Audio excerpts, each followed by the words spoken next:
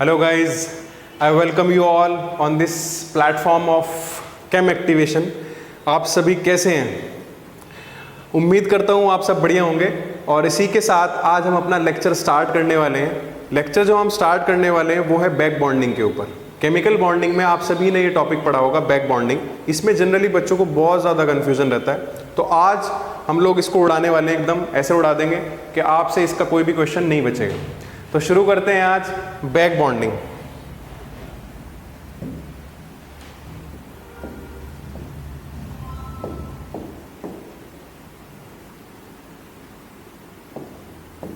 चलिए, back bonding है क्या? बेसिकली कोई भी दो एटम्स जिन्होंने ऑलरेडी एक बॉन्ड बनाया हो, ठीक है, एक भी हो सकता है, दो भी हो सकता है, सिंगल बॉन्ड भी हो सकता है, डबल बॉन्ड भी हो सकता है। कोई भी दो एटम्स जिनके बीच ऑलरेडी बॉन्ड हो और उनमें से कोई एक एटम ऐसा हो जिसके पास वेकेंट ऑर्बिटल हो और दूसरा एटम ऐसा हो जिसके पास लोन पेयर ऑफ इलेक्ट्रॉन हो, है ना। सपोज करो मैं कह रहा हूं कि ए और बी ने एक बॉन्ड बना रखा है, ठीक है। इनमें से ए के पास है वेकेंट ऑर्बिटल और बी के पास है लोन पेयर, ठीक है। मैं क्या कह रहा हूं, ए के पास क्या है, वेकेंट ऑर्बिटल है और बी के पास है लोन पेयर। और ए के पास डेफिशिएंसी भी है, इसका ऑक्टेट भी कंप्लीट नहीं है। तो क्या होता है, बी अपना लोन पेयर इस वेकेंट ऑर्बिटल में दे देगा।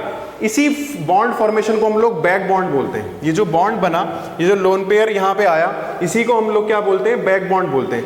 अब कुछ बच्चों के दिमाग में ये बात आ रही होगी, सर ये तो कोऑर्डिनेट बॉन्ड हो गया। लेकिन ये कोऑर्डिनेट बॉन्ड नहीं है। मैं आपको डिफरेंस समझाता हूं कोऑर्डिनेट बॉन्ड में और बैक बॉन्ड में क्या डिफरेंस होता है। अगर मैं बात करूं कोऑर्डिनेट बॉन्ड की, है ना, कोऑर्डिनेट बॉन्ड एक तरह का कोवेलेंट बॉन्ड ही होता है। इस बॉन्ड में क्या होता है, एक्चुअली दोनों के दोनों इलेक्ट्रॉन्स एक ही एटम सप्लाई जरूर करता है, लेकिन उन दोनों के बीच पहले से कोई बॉन्ड मौजूद नहीं होता, ठीक है। ये हो सकता है, बिल्कुल ऐसे पॉसिबल है, लेकिन क्या पहले से और एक ए और बी के बीच में कोई बॉन्ड है? नहीं, पहले से कोई बॉन्ड नहीं होगा इन दोनों के बीच में। तो इन दोनों के बीच का जो मैं बॉन्ड दिखाऊंगा वो कैसे दिखाऊंगा, हम इसको ऐसे डिनोट करते हैं। बैक कोऑर्डिनेट बॉन्ड को हम ऐसे डिनोट करते हैं कि दोनों के दोनों इलेक्ट्रॉन्स एक ही एटम ने दिए हैं कोवेलेंट बॉन्ड के अंदर। तो ध्यान रखना, बैक बॉन्ड और कोऑर्डिनेट बॉन्ड में यही डिफरेंस मेन है कि कोऑर्डिनेट बॉन्ड में पहले से कोई बॉन्ड नहीं होगा दोनों एटम्स के बीच। बैक बॉन्डिंग में क्या होगा, पहले से उन दोनों एटम्स के बीच क्या होगा, एक बॉन्ड होगा, उसके बाद जो बॉन्ड बनेगा उसको हम बैक बॉन्ड बोल रहे हैं, ठीक है। जैसे बैक कोऑर्डिनेट बॉन्ड का आपको एक एग्जांपल देता हूं। जैसे सपोज करो NH3 और BF3 के बीच में एक एडक्ट बनता है, आपने पढ़ा होगा। NH3 में नाइट्रोजन के पास क्या है, लोन पेयर है, ठीक है। तो ये लोन पेयर BF3 को देगा क्योंकि बोरोन क्या है, यहाँ पे इलेक्ट्रॉन डेफिशिएंट है, लुईस एसिड है एक, ठीक है। तो यहां पे जो एडक्ट बनता है और ये जो बॉन्ड बना, इसी बॉन्ड को मैं बोल रहा हूं कोऑर्डिनेट बॉन्ड, ठीक है। यहां पे पहले से कोई बॉन्ड नहीं था। वहीं आपका बैक बॉन्डिंग में क्या होता है, पहले से बॉन्ड मौजूद होता है, ठीक है। तो डिफरेंस समझ में आ गया, बैक बॉन्ड और कोऑर्डिनेट बॉन्ड के बीच में क्या डिफरेंस है मेजर। तो आओ देखते हैं कि बैक बॉन्डिंग होती कैसे है, ठीक है, और कौन किस किस जगह आपसे इससे सवाल पूछे जाते हैं। चलिए, अगर आपको स्क्रीनशॉट लेना है तो आप स्क्रीनशॉट ले सकते हो, ठीक है। डिफरेंस समझ में आ गया होगा आपको, ठीक है। चलो, अब आते हैं हम बैक बॉन्डिंग से डिस्कस करने कि कहां होगा। जैसे हम डिस्कस करते हैं try halides of boron. Try halides of boron कैसे डिनोट करते हैं इसको, BX3 से। अब यहां X आपका फ्लोरीन हो सकता है, क्लोरीन हो सकता है, ब्रोमीन हो सकता है और आयोडीन हो सकता है, ठीक है। इन चारों में से कोई भी हो सकता है। तो डिस्कस करेंगे कि कैसे हो रही बैक बॉन्डिंग। तो जैसे मैंने लिया BF3। BF3 आपको पता ही है, बोरोन इसमें क्या है, sp2 हाइब्रिडाइज्ड है। बोरोन क्या है, sp2 हाइब्रिडाइज्ड है, यानी p का एक ऑर्बिटल क्या होगा, इसके पास खाली होगा, वेकेंट p ऑर्बिटल है। और फ्लोरीन के पास आपको पता है लोन पेयर होते हैं। फ्लोरीन के पास यहाँ क्या है, लोन पेयर है, बल्कि यहाँ तो तीन तीन लोन पेयर है, एक ही इलेक्ट्रॉन यूज किया है इसमें। तो ये लोन पेयर क्या होगा, इसको दे देगा, ठीक है। और इसी बॉन्ड की फॉर्मेशन को हम क्या बोलते हैं, बैक बॉन्ड बोलते हैं। जनरली बच्चों ये बैक बॉन्ड बनता कहाँ है, जब ये दोनों एलिमेंट सेकंड पीरियड के हों तो बहुत अच्छा बैक बॉन्ड बनता है। एक्सटेंट ऑफ बॉन्डिंग बहुत अच्छी होती है क्योंकि साइज जो है सिमिलर होता है इनका। अगर मैं बात करूं BCl3 के अंदर, है ना, सपोज करो मैं BCl3 ले लेता हूं, तो BCl3 में भी शेप तो यही होगी इसकी, ठीक है। BCl3 की बात कर लेते हैं। तो यहां भी बोरोन के पास एक 2p में वेकेंट ऑर्बिटल पड़ा है, ठीक है। और चलो मैं ऐसे दिखाता हूं, ये Cl किस पीरियड का एलिमेंट है बच्चों? Cl है थर्ड पीरियड का एलिमेंट, ठीक है। तो थोड़ा सा डिफरेंस होगा साइज में, 2p में और 2p 3p में साइज का डिफरेंस होगा। ये 2p का है और ये 3p का है। तो यहां पे सपोज करो मैं इसको ऐसे दिखा देता हूं, ये लोन पेयर है आपका, तो लोन पेयर और वेकेंट के बीच में यहां पे बॉन्डिंग हो रही है। इसी टाइप की बॉन्डिंग को हम क्या बोल रहे हैं? बैक बॉन्ड बोल रहे हैं, ठीक है। तो यहां पे 2p और 3p के बीच में हुई तो थोड़ी सी बैक बॉन्डिंग का स्ट्रेंथ कम हो जाएगा। तो एक पॉइंट हमें यहां से और समझ में आ गया कि एक्सटेंट ऑफ बैक बॉन्डिंग ज्यादा कब होगी? जब एटम्स का साइज सिमिलर होगा। जब एटम्स का साइज सिमिलर होगा तो बैक बॉन्डिंग क्या होगी? ज्यादा अच्छी होगी। और बैक बॉन्डिंग से हो क्या रहा है? बैक बॉन्डिंग से एक तो स्ट्रेंथ ऑफ बॉन्ड बढ़ रही है, क्योंकि आप देख रहे हो बॉन्ड ऑर्डर बढ़ गया। पहले सिर्फ सिंगल बॉन्ड था, अब एक और बॉन्ड बन गया इनके बीच में। तो इससे क्या हो रहा है? आपका बॉन्ड ऑर्डर बढ़ रहा है। बॉन्ड ऑर्डर बढ़ता है तो बॉन्ड लेंथ घटती है ना। क्या बता रहा हूं मैं आपको कि बैक बॉन्डिंग से क्या हो रहा है? बैक बॉन्डिंग से आपका स्ट्रेंथ ऑफ बॉन्ड इंक्रीज कर रहा है। क्यों इंक्रीज कर रहा है? क्योंकि बॉन्ड ऑर्डर इंक्रीज कर रहा है। क्या इंक्रीज कर रहा है बच्चों? बॉन्ड ऑर्डर इंक्रीज कर रहा है। और बॉन्ड लेंथ क्या हो रही है? डिक्रीज कर रही है, पास पास आ जा रहे हैं, ठीक है। तीनों बातें समझ में आ गई। स्ट्रेंथ ऑफ बॉन्ड बढ़ रहा है क्योंकि बॉन्ड ऑर्डर बढ़ रहा है, और बॉन्ड ऑर्डर बढ़ रहा है तो बॉन्ड लेंथ घट रही है, ठीक है। एक तो ये बात हमें समझ में आ गई। दूसरी बात हमें ये समझ में आ गई कि 2p के बीच में अगर होगा, है ना, वेकेंट भी 2p का ऑर्बिटल है और लोन पेयर वाला भी 2p का है, तो फिर बॉन्डिंग बहुत अच्छी होगी। 2p 3p में थोड़ी वीक होगी क्योंकि 3p का साइज बढ़ जाएगा। फिर 2p 4p के बीच में जो बैक बॉन्डिंग होगी वो और थोड़ी वीक होगी, और 2p और 5p के बीच में जो बैक बॉन्डिंग होगी वो बिल्कुल वीक होगी। जैसे एग्जांपल्स हम इनके बात कर लें, BF3, BCl3, BBr3 and Bi3। अगर हम इन चारों एग्जांपल्स को देखें तो यहाँ पे आयोडीन किसका है? 5th पीरियड का है। ब्रोमीन किसका है? 4th पीरियड का है। क्लोरीन किसका है? 3rd पीरियड का। और फ्लोरीन किसका है? 2nd पीरियड का है। तो सबसे अच्छी बॉन्डिंग किसमें होगी? BF3 में होगी, क्योंकि साइज सिमिलर है, इनके आसपास है साइज। ये बात समझ में आ गई आपको, ठीक है। तो अब एक चीज हम यहाँ पे डिस्कस करने वाले हैं, इनकी Lewis acidic strength. Lewis acidic strength, ठीक है। उससे पहले आपको ये जानना जरूरी है कि लुईस एसिड क्या होते हैं। तो लुईस एसिड बेसिकली शॉर्ट में बता देता हूं बच्चों आपको।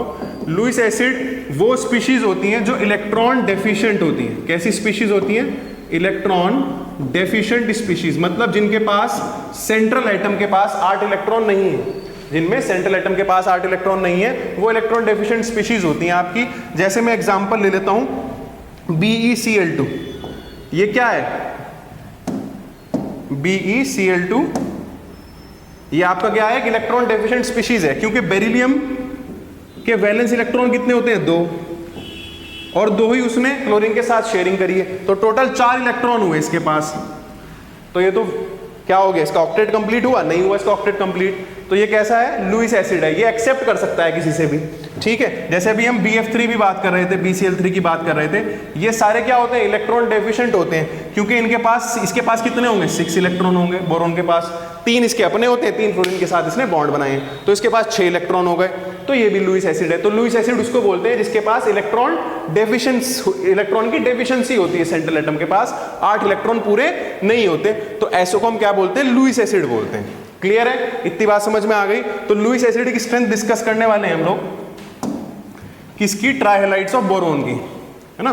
ट्राइहैलाइड्स ऑफ बोरोन की हम क्या डिस्कस करने वाले हैं? लुईस एसिड की स्ट्रेंथ। तो BF3, BCl3, BBr3 और Bi3, ठीक है। तो मैंने आपको बताया था इसमें कौन सी हो रही है बैक बॉन्डिंग? 2p के बीच में, इसमें 2p 3p के बीच में, इसमें 2p 4p के बीच में, और इसमें 2p 5p के बीच में। यही बताया था मैंने अभी आपको। सबसे अच्छी बैक बॉन्डिंग किसमें हो रही है? इसमें। तो जब इसमें बैक बॉन्डिंग अच्छी हो रही, क्या इसके पास इलेक्ट्रॉन की कमी रहेगी? इसके पास इलेक्ट्रॉन की कमी बिल्कुल नहीं रहेगी। मतलब ये मामला जो है ना, फैमिली में ही सुलटा लिया इन्होंने आपस में ही। इसके पास कमी जरूर थी इलेक्ट्रॉन की, लेकिन फ्लोरीन ने कहा कोई बात नहीं, मेरे पास लोन पेयर पड़े हैं, आप ले लो। क्लोरीन ने कहा आप मुझसे ले लो, लेकिन इनके बीच में दोस्ती उतनी अच्छी नहीं है, ठीक है ना। फिर Br ने भी कहा ठीक है आप ले लो, बट थोड़ा और वीक मामला है, दूर का रिश्तेदार है, और ये तो किसी अनजान से ही ले लिए, तो उसको पैसे फौरन वापस करने पड़ेंगे, तो यानी कि यहाँ इलेक्ट्रॉन की कमी पूरी ठीक से नहीं हुई। तो लुईस एसिड की स्ट्रेंथ जो अगर हम देखें तो सबसे अच्छा लुईस एसिड कौन होगा, जो जल्दी से इलेक्ट्रॉन ले ले, किसी और से, बाहर वाले से जल्दी से इलेक्ट्रॉन ले ले।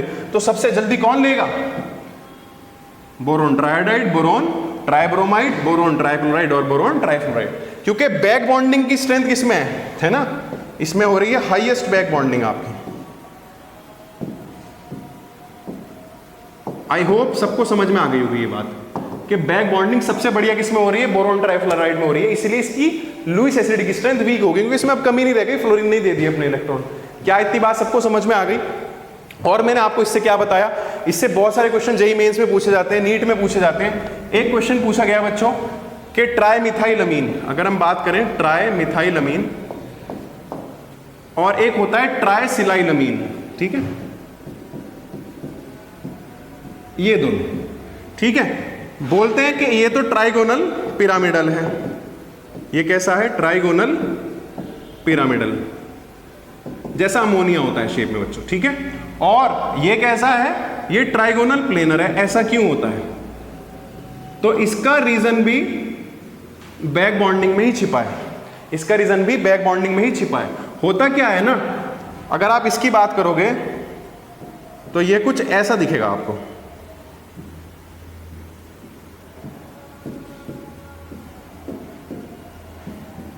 ठीक है। यहां पे नाइट्रोजन कैसा है, sp3 हाइब्रिडाइज्ड है, नाइट्रोजन कैसा है यहाँ पे, sp3 हाइब्रिडाइज्ड है। ज्योमेट्री की बात करेंगे तो टेट्राहेड्रल होगी और शेप हो जाएगी इसकी ट्राइगोनल पिरामिडल। यहां पे क्या होता है एक्चुअली, ये जो नाइट्रोजन का लोन पेयर है,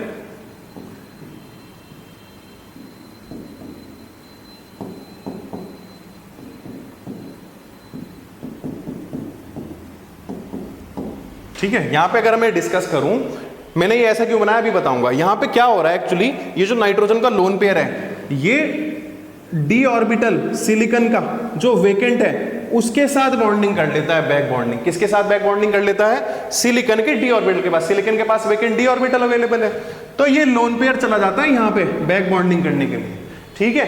तो ये जो शेप रह जाती है ये ट्राइगोनल प्लेनर रह जाती है, क्योंकि जब बैक बॉन्डिंग होगी बच्चों, बॉन्ड कैसा बनेगा, पाई बॉन्ड बनेगा इनके बीच में। बैक बॉन्डिंग होने के बाद क्या बॉन्ड बनेगा, पाई बॉन्ड बनेगा। तो यहां पे फिर कितने रह गए, 3 बॉन्ड रह गए, 3 सिग्मा बॉन्ड रह गए। एक सिग्मा बॉन्ड ये पहले से, ये और ये, और आपको पता है हाइब्रिडाइजेशन में हम किसको काउंट करते हैं, सिर्फ सिग्मा बॉन्ड को काउंट करते हैं। तो 3 सिग्मा बॉन्ड का मतलब क्या है, इसकी हाइब्रिडाइजेशन sp2 ही रही, sp3 नहीं हुई, क्योंकि ये लोन पेयर हाइब्रिडाइजेशन में आया ही नहीं। ये लोन पेयर कहां चला गया, बैक बॉन्डिंग करने चला गया, किसके साथ, सिलिकॉन के वेकेंट 3d ऑर्बिटल के साथ। ये क्या है, 3d ऑर्बिटल है, वेकेंट, ठीक है, ये वेकेंट क्या है, 3d ऑर्बिटल है, इसके साथ बॉन्ड बनाने चला गया।